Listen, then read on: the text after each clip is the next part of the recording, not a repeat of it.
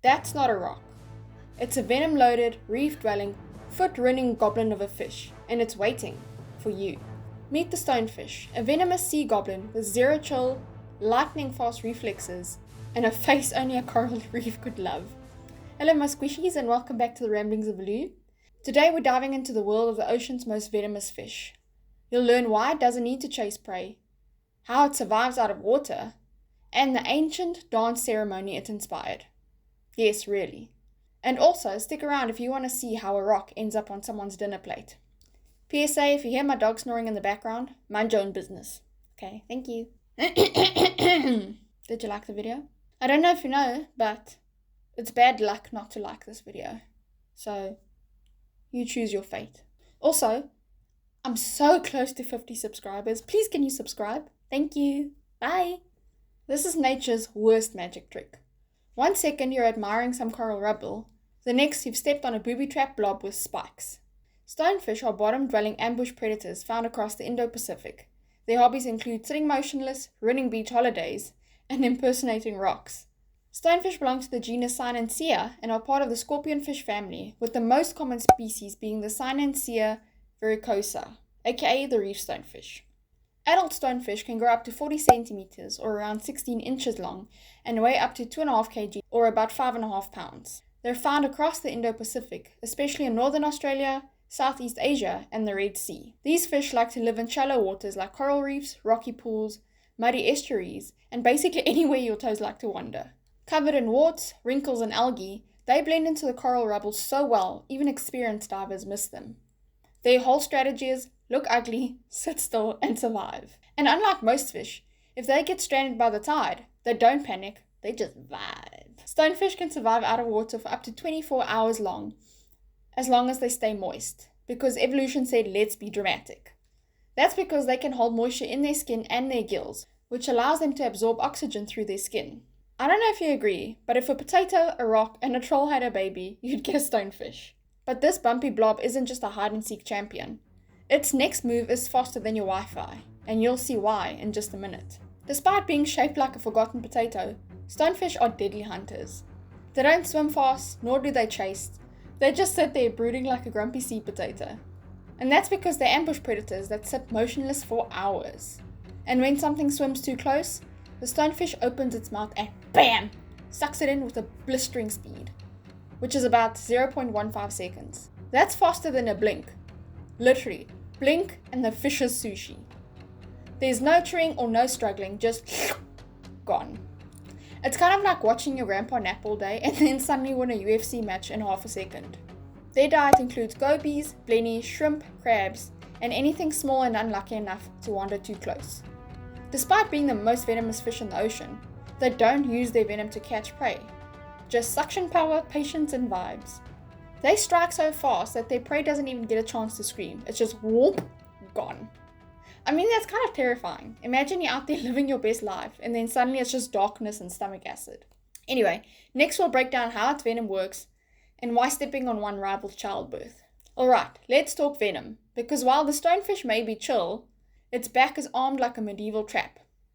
Stonefish don't want to hurt you, but they will if you confuse them for home decor. That's because stonefish have 13 sharp dorsal spines connected to venom sacs at the base, and the venom is only released when pressure is applied, usually when a person steps on one. Each spine acts like a hypodermic needle injecting venom deep into the wound. But before we discuss the venom, let's do a quick pop quiz. If you were to step on a stonefish, first of all, so sorry, but what do you think the very first symptom would be? I'll give you a second to guess.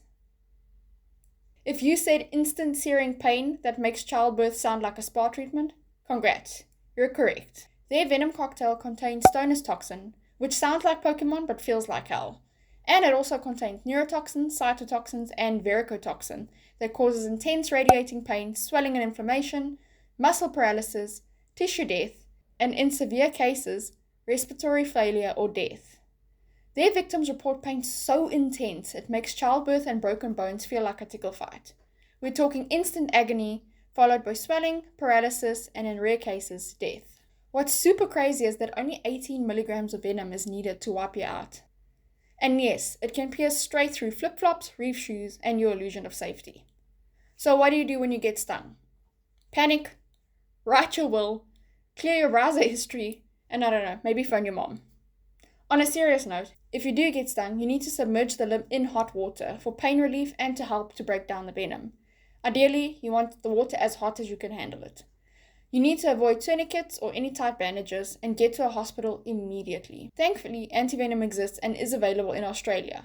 In fact, it's the second most used antivenom after redback spiders. Of course, you ideally want to avoid getting stung in the first place. Unfortunately, their spines can pierce through flip-flops and Crocs, so your best defense is to do the shuffle. This will make both stonefish and stingrays skedaddle out of your way and save you from a horrible sting. Later, we'll look at how this venomous sea goblin became part of cultural ceremonies and cuisine. Yes, people eat this thing. But first, let's take a look at why this spiky recluse might just be the unlikely hero of the underwater world. Believe it or not, stonefish aren't just reef trolls waiting to ruin your vacation. They actually help keep reef ecosystems in check by eating the weak and the careless. These venomous fish keep small fish and crustacean populations in check. And while most creatures avoid them, sharks, stingrays, eels, octopods, and some sea snakes will go full Gordon Ramsay and make a meal out of them by either dodging their spines or having venom resistance. Fish also create microhabitats by being so still that algae and tiny creatures settle around them. Their presence indicates a healthy reef with lots of biodiversity. They're like the reef's weird uncle, not very social, kinda scary, but you're glad they're part of the family. So we know the stonefish is a vital part of the reef, a spiky, venomous cog in the underwater machine. But what happens when two of these grumpy little sea goblins actually decide to make more of themselves? Brace yourself, because stonefish mating is, well, about as romantic as you'd expect from something that looks like a wart with fins. So stonefish are solitary most of the time and only come together briefly during the mating season. When the time is right, the female will release almost 1 million eggs onto the sea floor. The male, or sometimes multiple males, swim over and externally fertilize the eggs. What's crazy is there's no parental care. The eggs are left to float, settle, and hatch on their own.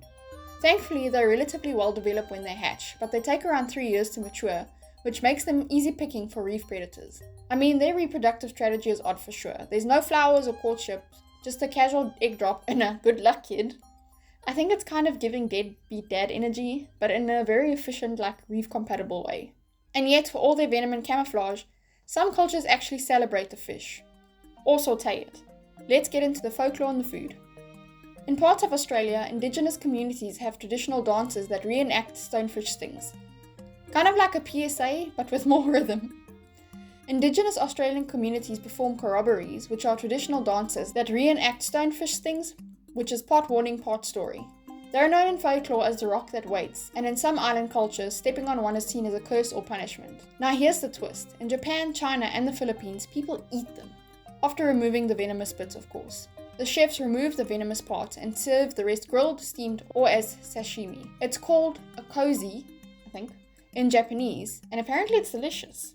The cooking destroys the venom, but please don't try this at home without training unless you want a spicy ER visit. So yes, the same creature that can kill you through your Crocs also goes well with soy sauce.